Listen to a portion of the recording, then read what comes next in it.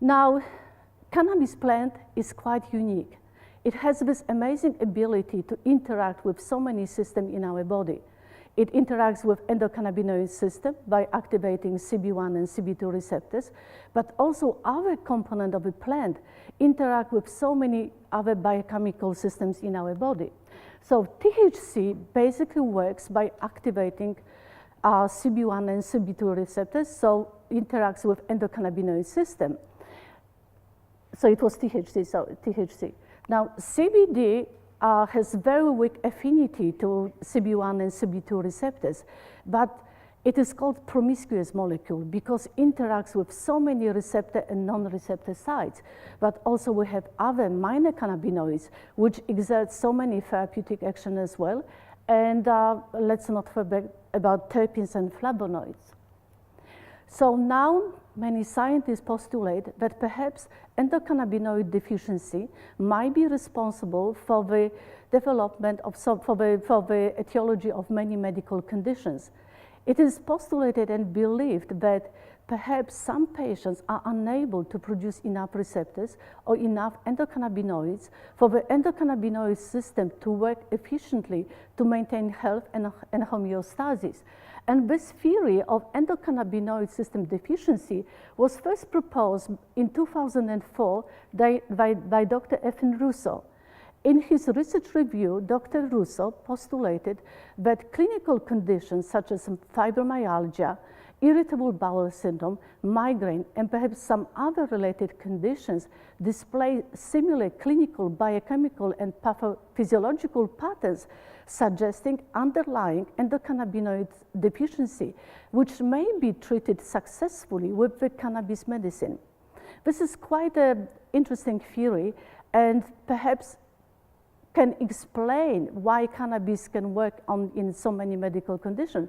But it's also very promising that based on that, we can understand the pathophysiology of many medical conditions better, but perhaps we can also develop better medicine that can work more efficiently and with less side effects to help this. Now, what we also need to remember that cannabis is not just a one single molecule.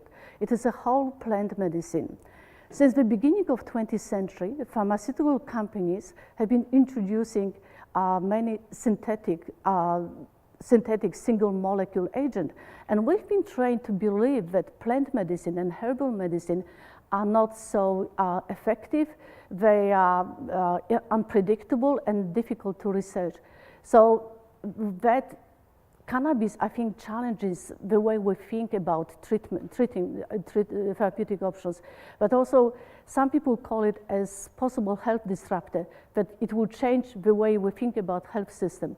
So according to entourage theory, which was coined by Professor Mechoulen in 1998, one single compound is not as effective as the whole working together, supporting each other.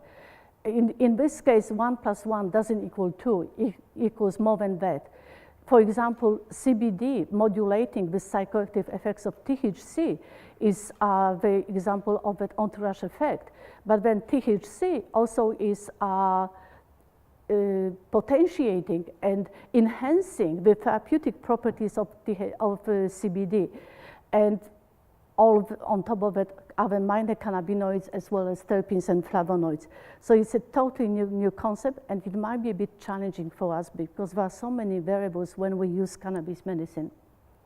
So it's not a single molecule medicine. And also we need to be careful because some people misunderstand thinking, oh, THC is just recreational or CBD is medicinal. Everything is important. And I'm finding now that, for example, in chronic debilitating pain, the balanced cannabinoid ratios, both THC and both CBD, are actually more effective in treating these patients. So the list of therapeutic properties of cannabis is really quite long. This is just a few of them. It is very important: analgesic, muscle relaxant, immunosuppressive, which this property can actually be very successful use in situations where immunosuppression is important, for example, in grafts. Anti-inflammatory, anti-allergic, sedative. It helps to improve mood, appetite stimulant, antiemetic. It can lower intraocular pressure, bronchodilator, and neuroprotective. So the potential clinical applications are quite long. It can help chronic pain, cancer pain, epilepsy, chemotherapy-induced nausea and vomiting, spasticity in multiple sclerosis, neurodegenerative disease, fibromyalgia, Tourette syndrome, just to mention a few. Now I'm going to talk about effects of THC and CBD. So THC is the most, as I mentioned before, most abundant part of cannabis plant, responsible for its psychoactive effects.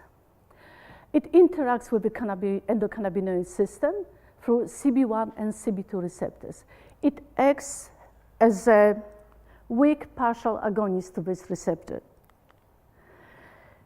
And it also has many other therapeutic properties. By interacting with CB1 and CB2 receptors, it's quite important analgesic and anti-inflammatory. It can regulate nausea and vomiting due to activation of CB1 receptors in the brainstem. It can also may regulate neuronal excitability during seizures, so as an anticonvulsant, but can also stimulate appetite by activating CB1 receptors in the hypothalamus. Now, the psychoactive properties of THC due to activation of CB1 receptor. So it may, activating CB1 receptors in neocortex, it may cause altered judgment, thinking, and sensation. In basal ganglia, can reduce slow reaction time. In nucleus accumbens will cause euphoria. In hypothalamus, appetite stimulation. In amygdala, can cause the panic and paranoia. In hippocampus, can temporarily reduce the memory. In the cerebellum, can affect the balance and the movement.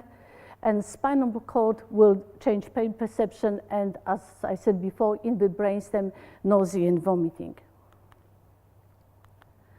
Now, cannabidiol, very interesting molecule, which has this ability to interact with so many biochemical systems in our body, is the second most abundant, non-toxic, non-psychoactive, and non-addictive. It binds very weakly to the allosteric part of the receptor and works as an allosteric negative modulator, modulating the psychoactive properties of THC. Now, CBD also inhibits FFH, the enzyme responsible of anandamide degradation. As I explained before, it possibly does that by targeting the intracellular transporters, fatty acid binding proteins. By inhibiting FAH, CBD will increase anandamide level. By doing that, the receptor site is occupied by anandamide for longer period of time, and thus it prevents THC from binding to this receptor site. So it's another mechanism how CBD modulates the psychoactive properties of THC. So it's so important to use the whole plant medicine. For example, with synthetic THC, which was patented in the 1980s to treat nausea and vomiting, that was dronabinol, patients don't really like it all that much because it causes more psychoactive effects, missing that modulating part of CBD. Now, CBD also interacts agonistically with TRPV1 receptor. And this receptor, as we know, plays important role in mediating pain, temperature control, and inflammation. Also interacts agonistically with adenosine receptor. And this receptor, when active, then regulates the release of dopamine and glutamate and exerts the anxiolytic and antidepressant effects.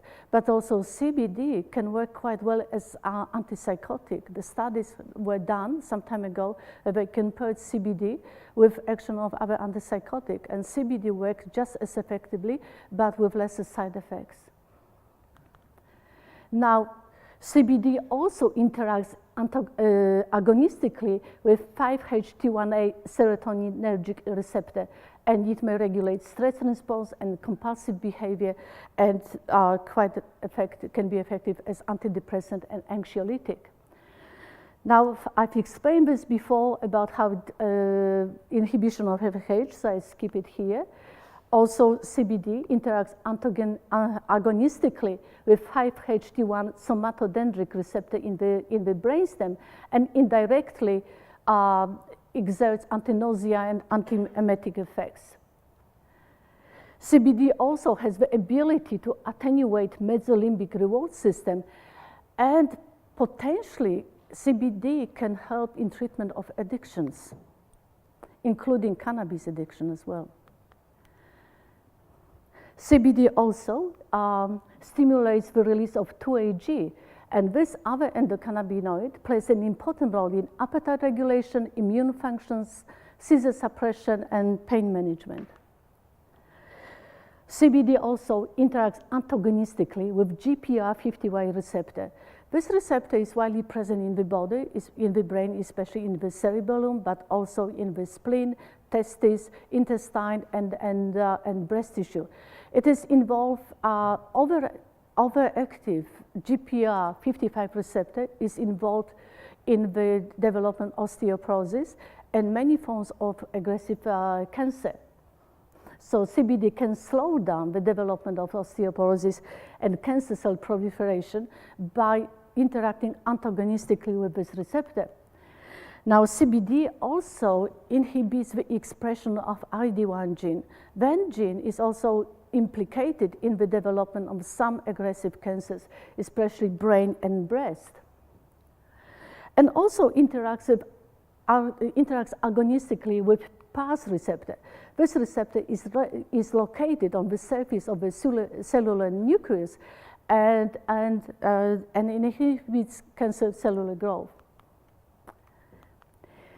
Apart from THC and CBD, let's not forget about hundreds of other cannabinoids that have important therapeutic properties as well, which will include neuroprotective, analgesia, appetite stimulant, anti-tumor, anti-inflammatory, antidepressant, antibacterial, antiviral, and antifungal. And then we also have terpenes and flavonoids, which are synthesized in the secretory cells inside the glandular trichomes.